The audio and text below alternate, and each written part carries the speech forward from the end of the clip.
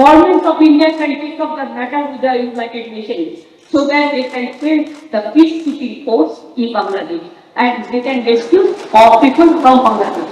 এটা আমার সাবমিশন থাকলো, আমার রিকোয়েস্ট থাকলো, কোন ধর্ম, কোন বর্ণ, কোন জাতি, সে যে দেশে যে প্রান্তরেই হোক না কেন, যদি অত্যাচারিত হয় আমরা তার নিন্দা করি এবং আমরা মনে করি যে বাংলা ভাষা একটা স্বাধীন রাষ্ট্র, তাদের সম্মান তাদের কাছে নিশ্চয়ই আছে, তারা ভালো থাক, সুস্থ থাক, তারা সুন্দর থাক, তাদের শান্তি ফিরে আসুক, নিশ্চয়ই আমরা চাই।